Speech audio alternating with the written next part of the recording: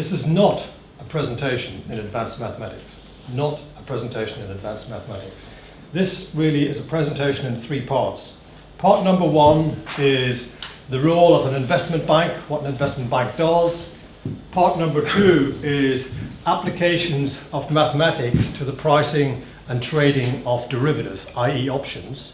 And part number 3 really is what's life like as a quant or a quantitative analyst in an investment bank, what's your daily life like, what's your career progression going to be like, and what prerequisites do you need to be considered for the job. So it's really a presentation in 3 parts. Feel free to jump in at any time. Right, the role of a bank.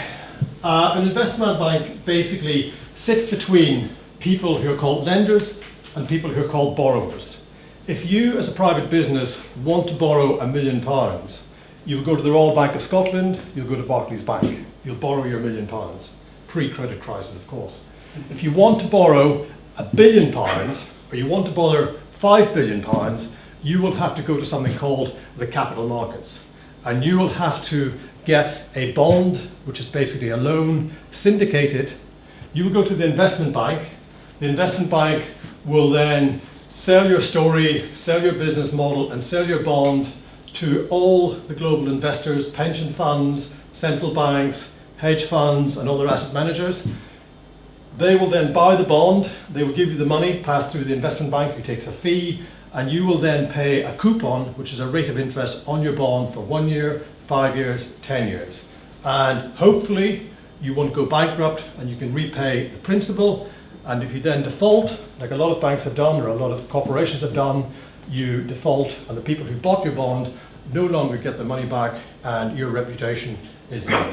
So an investment bank intermediates between people who have money and people who need money.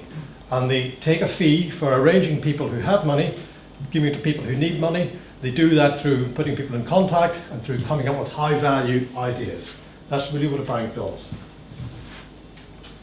Now, if you're in an investment bank, most investment banks and universal banks have 3 main divisions. The first division is called capital markets. Capital markets is anything to do with equities, anything to do with fixed income, anything to do with the dreaded mortgages, anything to do with FX. You've got corporate finance. This team works on advising clients around M&A, around corporate takeovers, around bond issuance, around restructurings. And you've got asset management. This division invests third-party client money, pension fund money, endowments into the market to get returns greater than the risk-free rate. And then you've obviously got technology support services. They build the technology platform, they do the trade processing, they do HR and personnel. Now, if you are interested in the quantitative aspect of capital markets, you will go in to work on the mathematical modeling of derivatives for equities, for fixed income, for mortgages, for FX. And your background, typically PhD in maths, physics, finance, or econometrics is really a prerequisite. If you want to go into corporate finance as a quant, usually an MBA with good communication skills and great stamina is a prerequisite. And if you want to go into a quant in asset management, again, BSc, PhD in finance, statistics, or econometrics. So anybody working in those areas who are interested in finance and who've got the other sort of, shall we say, interpersonal skills plus the commercial acumen are ideally suited for those 3 divisions. Now, within capital markets, it's a wee bit more complex. You've got 5 different areas. You've got interest rates, you've got equities, which are shares, you've got the credit market, which is credit derivatives and CDOs and all those sort of things. You've got FX, which is foreign exchange, and you've got commodities. So you've really got 5 product areas. Now, within those 5 product areas, you could be involved in trading, pricing, and building models for derivatives, options, futures, forwards, complex options, complex structures in interest rates, equities, credit, FX, and commodities. And under rates, you'll see various sorts of options you've got. You've got European options. Those are the options that can only be exercised at expiration. You've got Bermudan options. Those are the options that can be exercised in specific dates between now and expiration.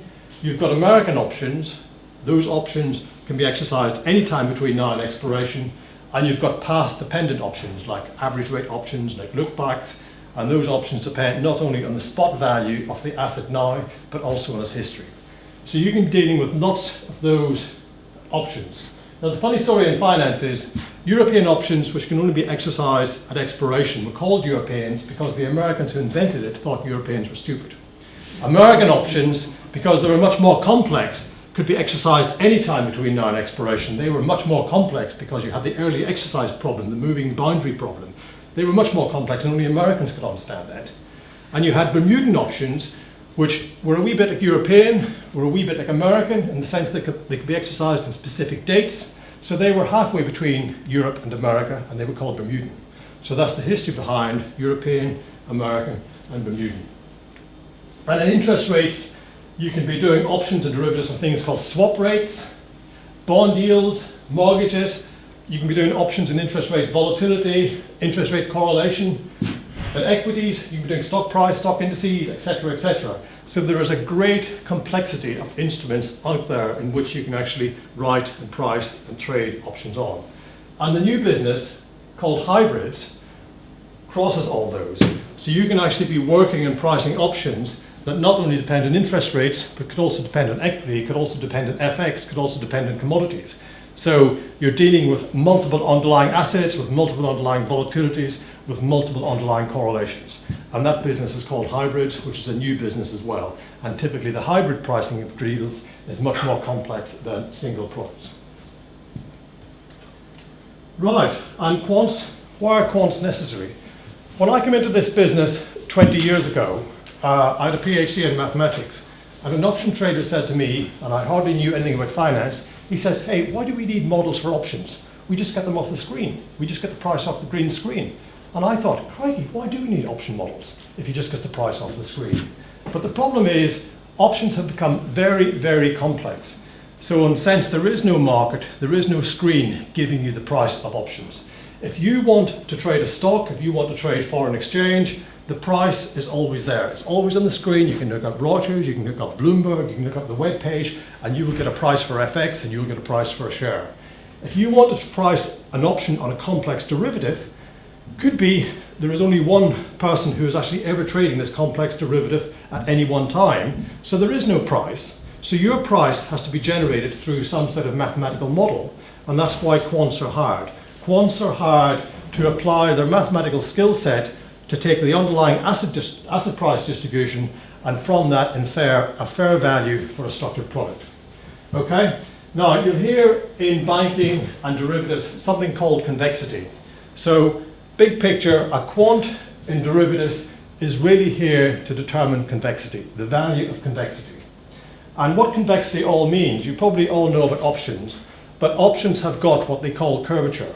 In other words, if the underlying asset price moves, the price of the option doesn't move on a one-for-one basis. It will move differently depending where you are vis-a-vis the strike price. So if the underlying asset price moves by 50%, the option in that asset price won't necessarily move by 50%. It can move by more than 50%, it can move by less than 50%. So you've got what we call a convexity mismatch between those two asset classes. And the bigger the volatility, in other words, the more volatile the underlying asset, the more important that convexity mismatch is, because that is how the person who sells the option, the investment bank who sells and trades the option, makes or loses money. So working out what the distribution is, how big that convexity mismatch is really the role of the quant. The second reason for quants is there's been a tremendous growth in something called structured notes. A structured note is a customized financial product that will give you a bespoke cash flow matching your risk-return characteristics. These things are very bespoke. They typically have to be crafted individually. There isn't a sort of secondary market for these, so you need quants to build correct models to price these correctly. And thirdly, electronic trading. In the old days of trading government bonds, what would happen is the client, i.e. the pension fund, would phone the salesperson at an investment bank and say, give me a price for 50 million 10 years. The salesperson would yell across the trader and says, company XYZ want a price in 50 million 10 years. The trader would look at his screen and say 101.50, The sales guy would say to the client 101.50, the client would say to the salesperson done, the salesperson would say to the trader done, the trader would say done, the sales guy would say to the client done. That whole process could take a minute, 2 minutes, 3 minutes. What has happened now, because of technology being so cheap, being so powerful, being so easy, is the client, the pension fund, can look at a screen and he can see the price of all these bonds changing 4 times a second, and if he wants to buy 100 million 10-year government bonds, he will click on this screen saying, I, the client, want to buy 100 million 10-year government bonds. He will straight away, within a quarter of a second, or even 200 milliseconds, get 5 prices. He will click on that and he will trade 100 million government bonds within 400 milliseconds and he's done. No salesperson involved, and usually the trader is not involved because there's a computing model behind in the investment bank spitting out prices, 4 prices a second, 5 prices a second. That computer model relies on hardcore robust technology. It also relies on very good mathematical modeling, because if you misprice $100 million worth of 10-year government bonds by a cent, you lose an awful lot of money. So you've got to be giving very, very robust prices. So those are the 3 reasons why you need hardcore quantitative people in banking. Now, remember I talked about convexity. This line here is the underlying asset price. That could be a share price, that could be an FX rate, that could be a swap rate, that could be a credit spread. This line here represents the behavior of the derivative contract, okay? And this line here is the one-to-one movement. This is the 45-degree line. So the underlying stock price goes up by this amount, the derivative will go up by more. The underlying stock price goes down, the derivative will go down by less. So you've got this convex, this positive convexity. This phenomena is called positive convexity, but the market also calls it long volatility. One thing you'll find about finance is there's a lot of terminology used in different ways that more or less mean the same thing. And money is made or lost in trading options through this mismatch. If you get this mismatch wrong, you will lose money. You will not make any money on the deal. So if you were long this option and stock prices goes up, you will make more than the underlying stock. If stock prices go down, you will lose, but you'll not lose as much as the underlying stock. That's usually a good thing to have, positive convexity. The converse is even more dangerous. This is the underlying, and you're actually short an option. The underlying goes up, and because you're short an option, which is like being short the underlying, okay, it will go down because you sold it. You're all happy with the terminology long, short, yes? If you're long something, it means you own it. Okay, if you're short something, it means you owe it. You don't own it. Okay, so a short is like a liability. In this case here, you are short the option. So if you're short an option, a call option, and the underlying stock price goes up, you will lose money. And if it goes down, you will make money. Okay, but because of convexity of the option, if the stock price goes up, you will lose more than if you're just short the underlying. And if the stock price goes down, you will make on being short the underlying asset, but you will make less on being short the underlying option. So that's called negative convexity, and that's usually a very bad thing to have. Okay? So being long volatility is usually a nice, comfortable position. Being short volatility is usually a very uncomfortable position.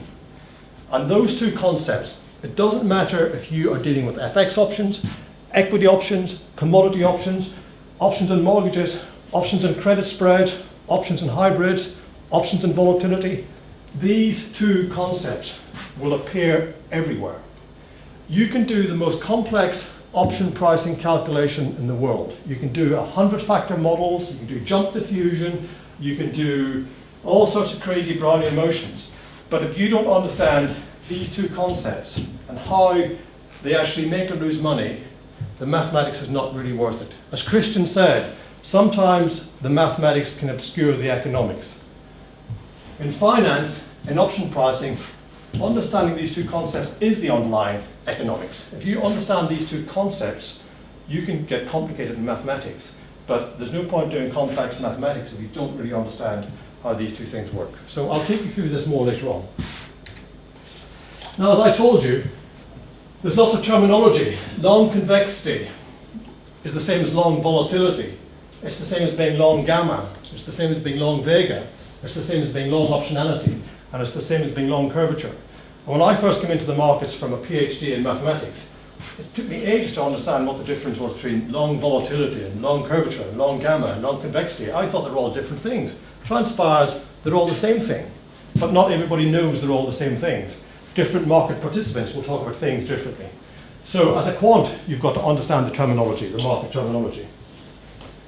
I'm not going to go into the hardcore mathematics of behind Black-Scholes because you guys probably all know Black-Scholes. I'm just going to touch on the high-level stuff. Whenever you're pricing an option using Black-Scholes, the assumptions you make is the underlying asset price is log nominally distributed. Okay? And the reason why it's log nominally distributed historically is log normality does not allow negative asset prices. The normal assumption will allow negative asset prices, log normality doesn't. And secondly, log normality gives you a nice closed form solution. Two good reasons why you chose log normality. Continuous trading in all quantities. Now what that means is, in the ideal Black-Scholes world, you can trade the underlying asset all the time, 24/7, in any size you want. You can trade 100 million of it, or you can trade 100 millionth of it, anytime you like. Now, the reality of the situation is that doesn't work. You can only trade certain securities certain times of the day. If you want to buy UK equities, you can probably buy them from sort of 6 a.m. onwards in Frankfurt, and you can probably buy them maybe up to 9 p.m. UK time. But you can't buy sort of typically at 2 a.m. in the morning. The only market which is more 24/6 is FX. FX is usually liquid most of the time, but there's usually a blip around Sundays because that's the time where the Tokyo, London, and New York are open. Continuous trading, you can trade continuously. Bid-offer spreads, you all know about bid-offer spreads. Bid-offer spreads, an underlying bond trades at 100, 101. Okay, that's called the bid-offer spread. If you buy the bond, you pay 101. If you sell it back to the trader, you buy 100. You've lost a point straight away. Okay, that's the bid-offer spread. So every time you trade, you cross the bid-offer spread, that loses money. So Black-Scholes assumes no bid-offer spreads. No commissions. If you trade a bond, if you trade a stock, you pay commission, you pay stamp duty, you pay tax. Black-Scholes says no commissions, no taxes. Constant volatility.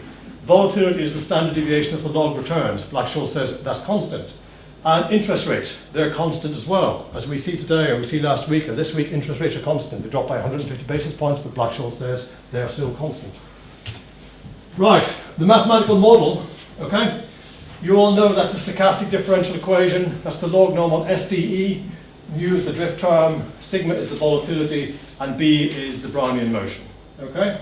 And if you actually formulate that through the standard no arbitrage argument, you find the value of a call option satisfies this PDE, okay? And for the purists among you, you'll see that's a diffusion PDE. And this was my entree into financial mathematics.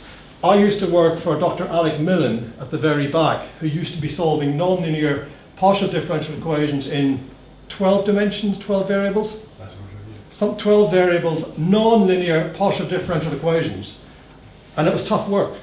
And I came into finance, and when I realized that option pricing was, and this guy is going to laugh at me, option pricing is the solution of a one-dimensional linear diffusion equation. As a mathematician, you're going, whoa, I know all about this, okay?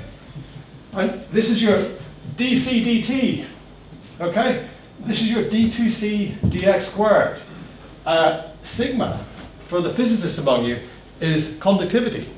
Sigma, in the finance world, is volatility, okay? R is the financing rate, mu is the drift, sigma is the volatility, and lambda is the price of risk. And if you want to solve the easy European option, you're solving it subject to this terminal condition. So it's really the solution of a terminal value problem. And plus means, obviously, the max of.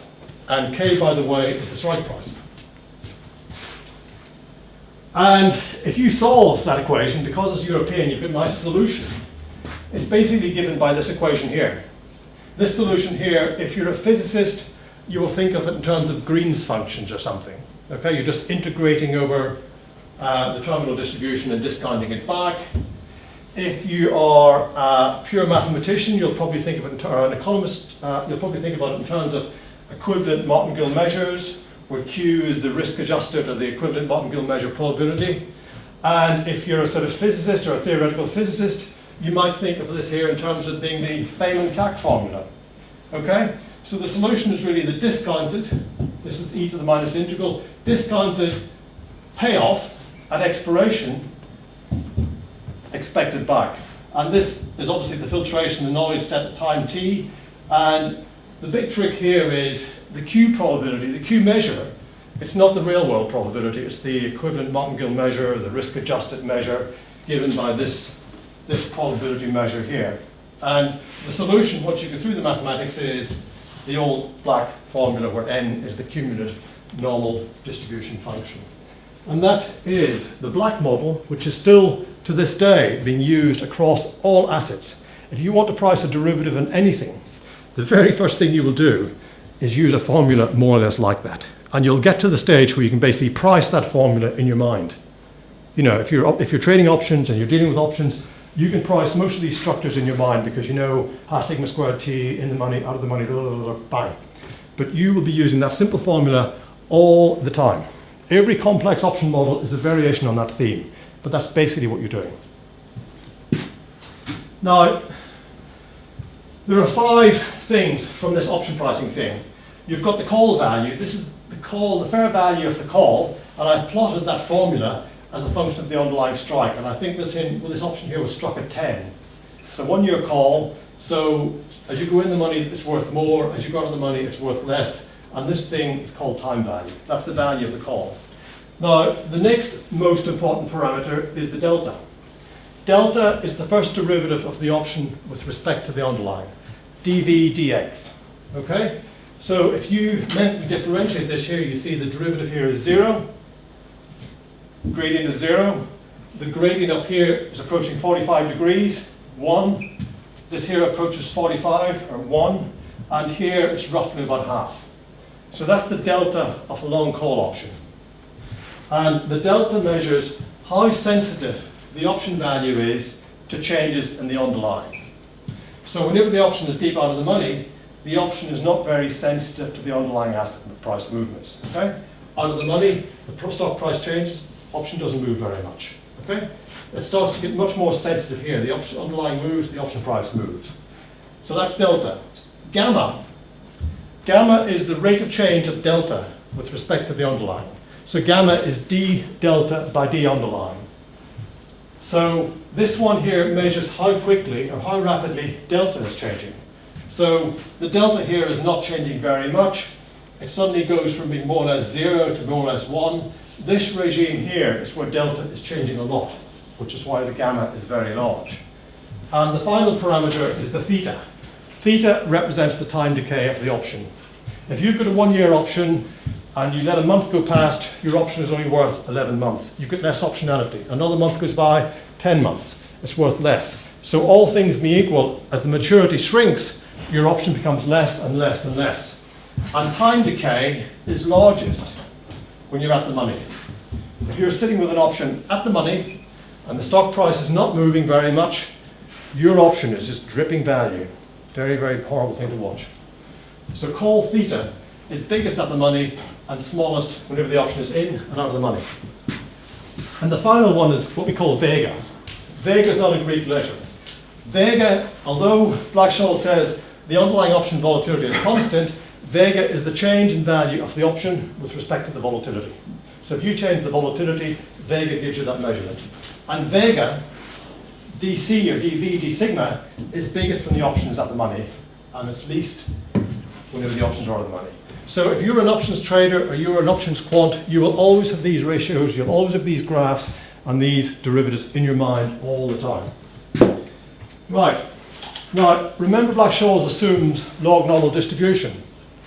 Well, that's not really true because Morgan Stanley, this is the investment bank, I took a look at the share price of Morgan Stanley starting from this year, and this is a histogram. The black lines represent the histogram of the price movements in Morgan Stanley. So these are the various price moves in Morgan Stanley in terms of dollars, and this is the number of times they were between $48 and $49, $49 and $50. Okay? So the black lines represent the actual data. The red line, or the red bars, is a reasonable approximate fit of what a log normal distribution for Morgan Stanley would say. So you can see the log normal distribution ain't exactly a great model for stock price moves. The log normal distribution typically gives too much value near the means and it underweights the tail events. Okay? Now, the good thing is the interest rate market and the options market are full of clever guys who have done PhDs in mathematics and physics and econometrics, so they all know that. So the fact that option pricing assumes constant volatility, we actually know in the markets that that has to be taken account for. And that's taken account for via something called the volatility smile. Now, one other thing. Remember I told you that stock prices were continuous. Black-Scholes assume stock prices are continuous. Okay? Well, this here is the stock price of the Royal Bank of Scotland, daily, going back, I think, sometime in April. Now, just out of curiosity, this here is £7.50 for RBS. Where's RBS trading now? Come on. 60 pence? 0.6? So if you, this is 650, so RBS is now trading at a tenth of that. RBS is now trading somewhere down here. Okay, that's just a sort of side thing. But what you see in this very, very volatile market, this is the intraday prices of RBS. So this was Monday, okay? Then Tuesday, the market gaps open like this, rallies up, closes here. Wednesday morning, bad news obviously hits RBS. It opens down by almost a pound. Goes like this, opens down by what, 50 pence? Opens down by 50 pence. So whenever you're building an option to price an option in a model to build to price an option in RBS, you know, that's not continuous, and it's certainly not log normal, so you've got to take that into account as well. But not the jump always occurs when the market closes, right? Not necessarily. Is it? No. You, in this case, yes. It appears to me like there's an accumulation of information over the time when the market is closed. Yes. Then what would have, I can't remember what would have happened here. The market in RBS would have closed. Probably bad news come out of the US or bad news come out of Tokyo, and the market consensus around banking stocks, which is, I suppose you could argue, sometimes moderately positive here, the sentiment changed massively. So a lot of guys said, whoa, that's bad news, I'm getting out of RBS. So although RBS closed at sort of 775, they're saying, fine, I'll sell it for, I'll sell it for 740, just get it off my hands, get it off my books. So that's what would happen, new information hits the market. Each one of these things represents a new information data point. Sometimes you get spikes like this here during the day, just now the other thing, remember I told you implied volatility is supposed to be constant? Volatility is not really constant. If you take a look at the interest rate market, these are volatilities of interest rates going over, I think, 05 to 07. This is the time series of the rolling historical log normal return, or the standard deviation of the return. It's not constant. So volatility itself, sigma, is not constant. It changes all the time. Volatility skews. This is a term you'll come across all the time. These are the Morgan Stanley options. I think struck when Morgan Stanley was trading at $18. This is a put option, and this is a call option. The put option gives you the right to sell the stock at a price less than the exercise price. So if you want to protect yourself against falling share prices, you will buy put options.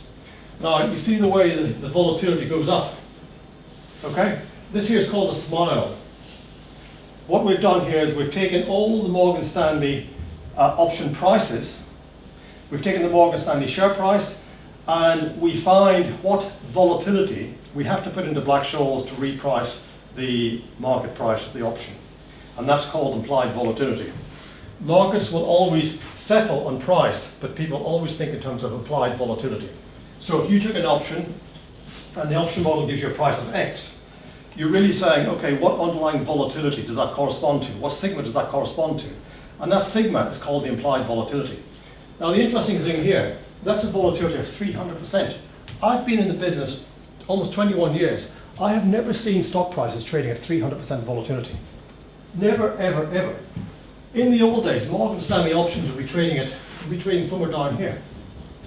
Okay? And this volatility is a measure of just how volatile the market is, how frightened the markets are.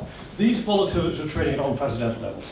This here is the smile, and if you buy a call, this is how the volatilities will move across the strikes And this here is going to be called I think that's called a skew or a frown or something. Robert, I have a question. You're saying in these graphs that in the current financial market situation, the implied volatilities are much higher than the current historic volatility. Yes. Sure. Historically, yes. And that reflects that people are thinking that there's actually much more uncertainty in the market than it's currently represented by the stock. Well, to be fair, the reason why the implied volatilities are bid up, have gone up, because the underlying stock price has literally become more volatile.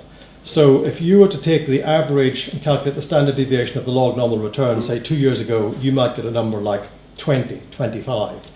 If you were to do that for the same stock over the past year, you might get a number anywhere between 80 and 200. So the underlying daily changes of the stock market in the last 9 months have been phenomenal. And daily changes, that's really giving this sort of very, very large standard deviation, which gives you the high volatility. And option prices will reflect that. If the underlying asset is more volatile, the option price can be more volatile, or the option price will be higher as well. Now, the other thing is, people are buying puts on options because they give protection, they're portfolio insurance. If you've got a lot of equities, the stock price goes down, you will lose money, but you can buy put options which will give you protection whenever the stock price falls. Because stocks have more of a tendency to fall in the last 9 months or a year than rise, people want to buy portfolio insurance, so they buy and they want to buy more options. When people want to buy something, that will push the prices up. Whenever the prices of an option go up, the implied volatilities will go up as well. Okay? And that explains why people are protecting themselves around very low strike prices. If the stock price of Morgan Stanley today is about 18, and you think it's going to drop to about 10, you'll want to buy options that will protect you around here. So you're getting that effect as well. There are lots of reasons why the volatility smile and the volatility frown exist. Those are only 2 reasons. But it gets more complex. Not only do you have one-dimensional surface, one-dimensional lines, but volatility smiles actually exist in a surface. And the FX market will give you volatility surfaces.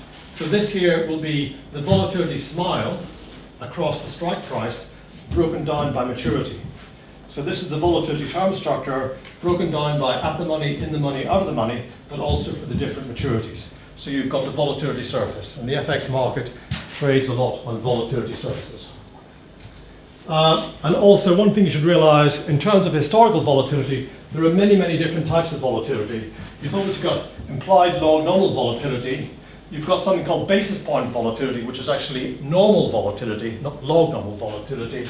And then you've got the realized volatility using a rolling 20-day window, a 60-day window, a 250-day window.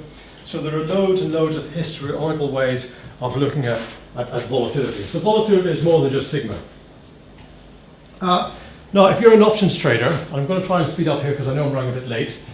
If you're an options trader and you're trading an option, one number you're always going to be asking yourself and finding out, what is your break-even volatility?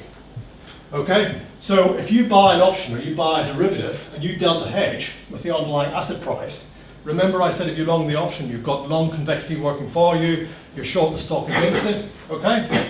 So mathematically, if that's the option price, and that's the underlying, that's the sigma, and that's the time, okay, that's your delta hedge. You buy the option, okay?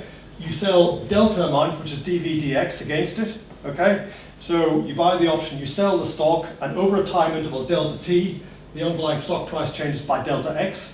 So that's the change in your delta hedge. That's the change in your option price. And this is what we call your carry. In other words, if you buy the option, you've got to fund the premium, okay? If you sell the stock, you realize delta amount of the underlying stock. So if you sell the stock, you bring money in, and when you buy the option, you're paying money out. And you've got to finance that by that interest rate over that time interval delta t. So this is called your carry. And using Taylor series, Ito's lemma, whatever you want, this here will break down into dV dt, which is theta. This term here comes from there, these terms cancel out, and you're left with this convexity term. Okay? That's your gamma, half d2v dx squared. And if that's the change in value of your portfolio, that's going to make money. In other words, delta P, which is the change in value of your portfolio, is going to make money as long as the actual change in the stock price satisfies this criteria here. Okay? And this number here is called the break-even volatility. In other words, if you're long the option and you short stock against it, over a time interval delta t, you will make on your delta hedge as long as the underlying stock price satisfies that inequality.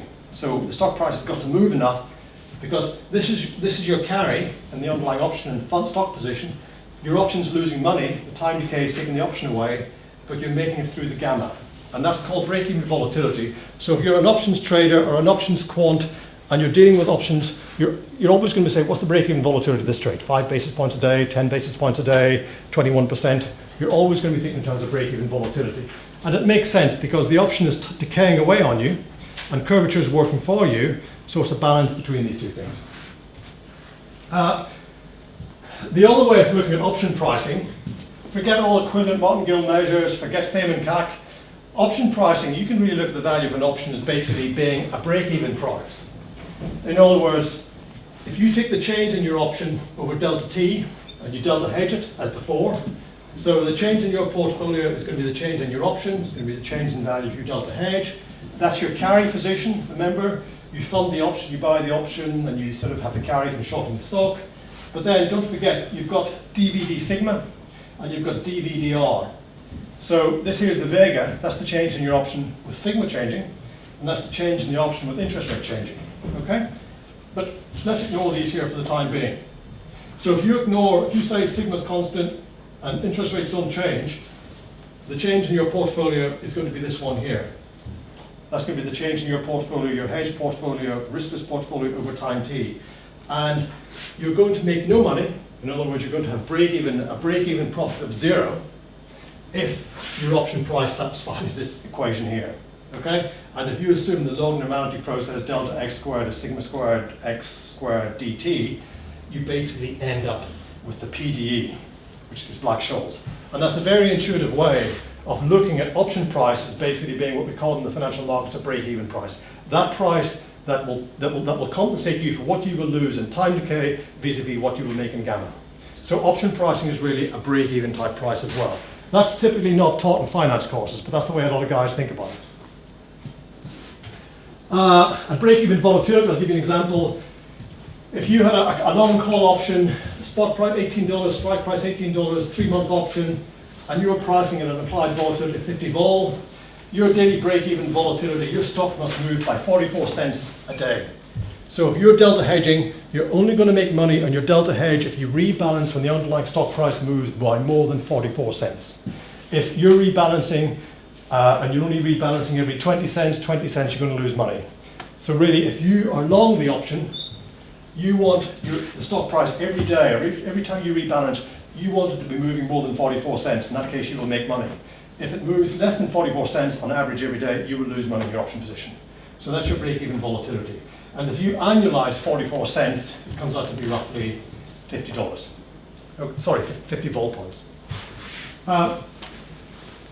One final thing, mathematically, the P&L on your delta hedge, if you buy an option and short the underlying stock, mathematically you can show the profit and loss over time interval delta t on your delta hedge is given by this formula.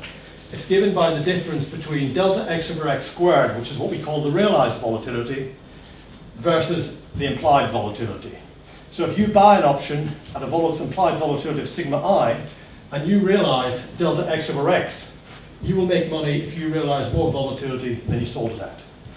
And it's multiplied by the gamma.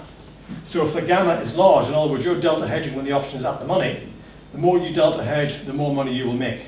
If the option is way out of the money, or way in the money, gamma is going to be very, very small, so you're not going to make much money. Okay? Yeah. One more question. You indicated before that currently there's a huge asymmetry between implied volatility and historic volatility. Does it mean that right now there's big opportunities on the option market to make money there? Because if you have this sigma I significantly different. Well, I think, difficult question. I'm not a participant, so I don't know the subtleties. There are lots and lots of subtleties. I would say in these current market conditions, if you know exactly what you're doing, you can make a lot of money, and if you don't know exactly what you're doing, you can lose a lot of money, because the stock price moves you see these days are just so wild. You can make a fortune and you can lose a fortune. So it's very, very difficult trading times. Okay, right, let's get to the juice of it. Now, what I've done here, I actually did a Monte Carlo simulation. I simulated the underlying log double stock price. I rehedged the short 1 year call. I wrote a computer model to sell a 1 year call. I rebalance every day, 252 times, that's 252 trading days. I sold the option at 25, and I realized a volatility of 25. And guess what? This is my profit and loss of my delta hedge. This is the final stock price over the strike price. So this means the option, anything greater than 1 meant the option ended up in the money, less than 1 out of the money. But you see my average P&L was basically 0. Agreed? Okay? Because I sold at 25 and I realized at 25. And if I was an options trader at an investment bank, oh, that's no good. I'm not making any money. So how do you make money? One way of making money is to sell the 1 year call, but sell it at 28, an implied volatility of 28, and hope you realize 25. And remember what I said, if you sell the option at a higher volatility than you realize, you will make money. So in this case here, we sold 28 vol, we've delta hedged and realized 25 volatility, and you see, by and large, we've made money. The average has been shifted up to about sort of 50%. So we've sort of made money. But you see you've got this funny spike up here. This funny spike occurs at the money. Means the option ended up basically at the strike price. This is where the gamma was biggest. Remember I told you the profitability was proportional to the gamma? That's what you call your gamma spike in hedging. Now, if I was at the other side of it, and this gets on to Christian's question, somebody sells me an option on a stock and I buy for an implied volatility of 28, okay? But all of a sudden, the market dynamic changes. And for that 1 year in which I owned the option, and I bought this option and I'm delta hedging every day, but the market suddenly becomes very, very volatile. So effectively every day, I'm not realizing 28 volatility, I'm realizing a volatility of 80%. So the market has really spiked up in terms of vol, in terms of daily moves. And I delta hedge, and look, I make a fortune. See, I never lose money, and I'm making a lot of money through delta hedging. So getting on to Christian's question, if you buy the option and you get it right, so you buy the option at 1 volatility, and suddenly the real volatility for the next year is much, much, much bigger than what you bought it at, you will make a lot of money. But feel sorry for the poor investment bank who sold you that option. Because while you were making a lot of money, that poor investment bank who sold you that option at 28, thinking they were going to realize 25, and they were going, hey, we sold at 28, we're going to realize 25, suddenly they're short this big option, and they're realizing 80. So these poor traders at the investment bank are getting absolutely killed. They don't make money ever. And this is 100 trials, 100 different simulations. So that's the whole danger, that's the whole trick, that's the whole skill in volatility trading, exactly knowing what to do. But guys who sell you these options here find completely stupid, because they know that they're selling volatility at 28. They also know that because they're short volatility, remember that term? That if volatility rises a lot, they're going to lose a lot of money.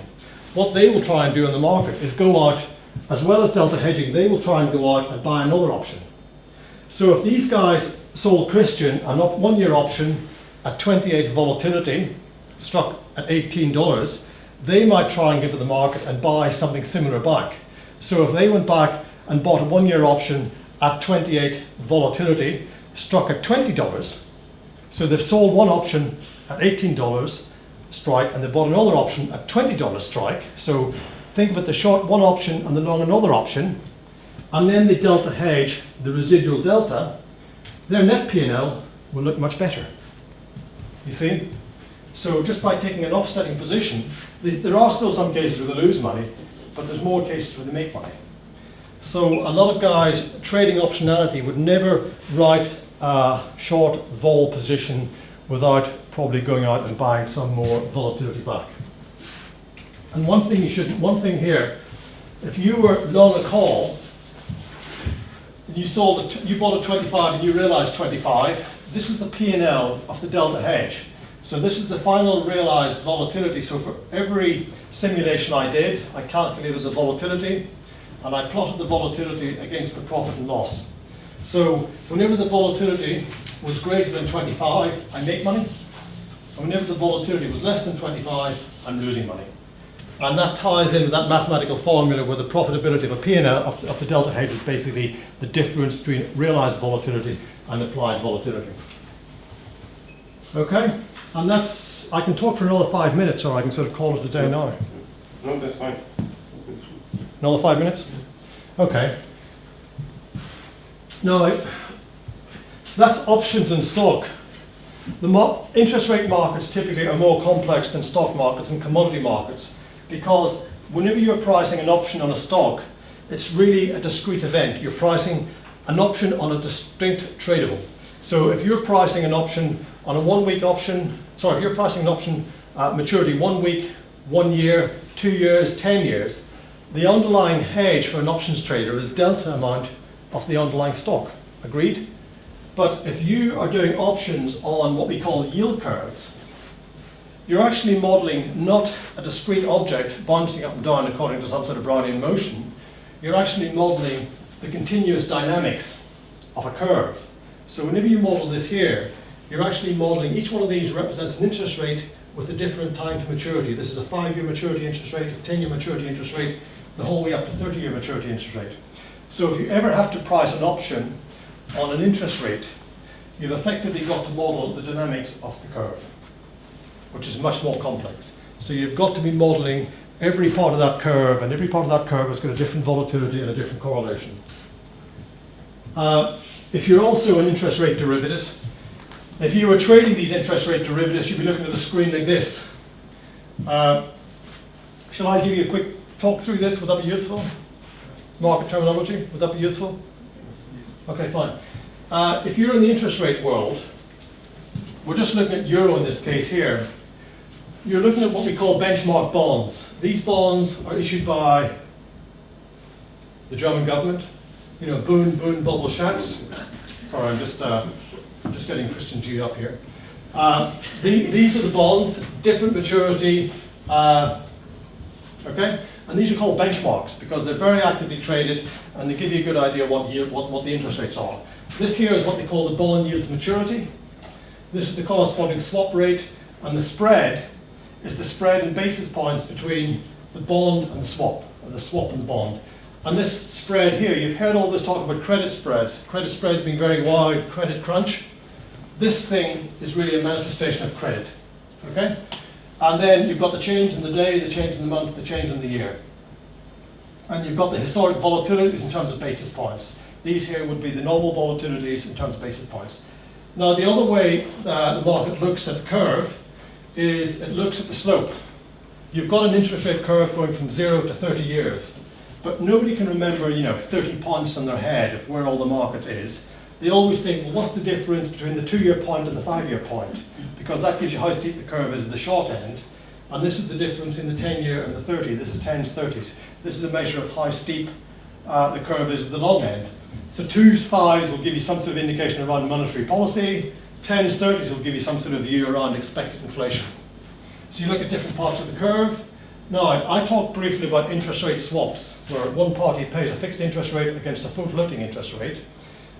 You can then have options on swaps, okay? Options on swaps are called swaptions, okay? Very good, isn't it?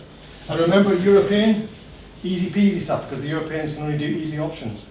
And at the money, okay? So this here is a list of the benchmark European at the money swaptions.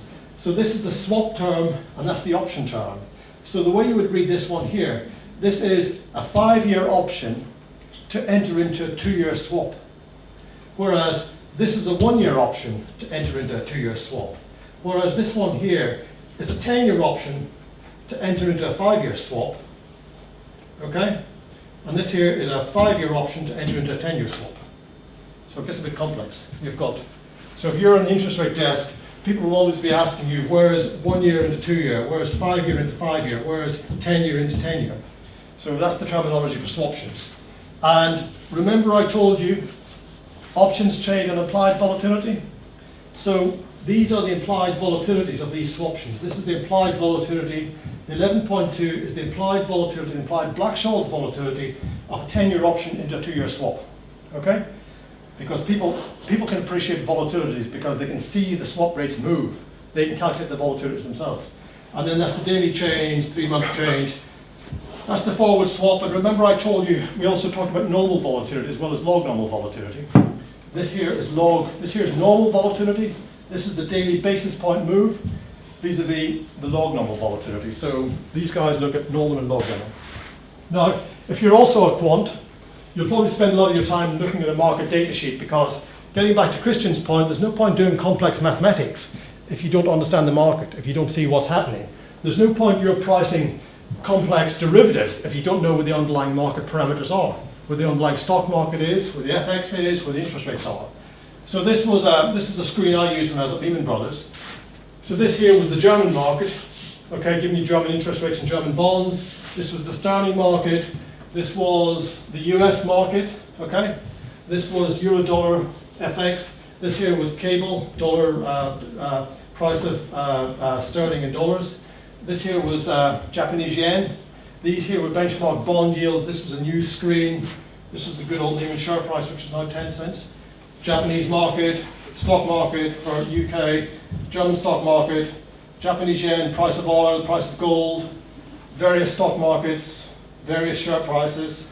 So if you're pricing all these things here, there's no point a trader coming to you and say, we've got to price this deal in dollar yen, knocking into on the 10-year swap rate if you don't know where dollar yen is or the 10-year swap rate is. So you've got to be following the markets very, very closely.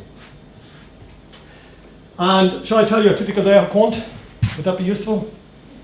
No? Yes? Okay, this here is probably a wee bit extreme, but it gives you a flavour. If you were a quant in an investment bank, this is probably your typical day.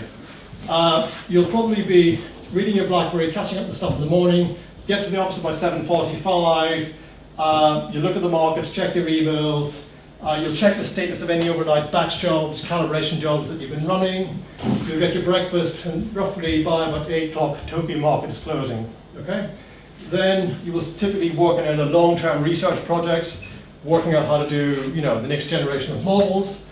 You could typically have a daily or a weekly or a monthly conference call with your colleagues in Tokyo or in New York, because a lot of these quant groups are global, and the US guys have to do something that helps the European guys, etc. You may have to write up weekly research reports. You may often have to visit clients and talk them through how to price a deal and why they're not being ripped off, and helping their quants understand exactly what's happening, because as an investment bank you're trying to sell them a product, and when you sell them a product you make money. You may have to interview more quants for the group, chance to go to the gym if you want. Sometimes you have to drop everything and price a deal, because a trader says to you, this client wants to price this inverse range accrual on this deal, and he wants to buy, what time is it now? He wants to buy 4:30. So you may have to price that. By 12 noon, New York opens. You probably have lunch at your desk. Basically, you keep on working. You set up any batch jobs. And usually between sort of 7 o'clock onwards, you would go home, or you would have dinner with clients, or you'd typically have any follow-up conversations with New York, because after 7 o'clock, that's sort of New York PM, and things get quieter, and that's usually a good time to talk to the guys in New York. And that's your sort of typical day.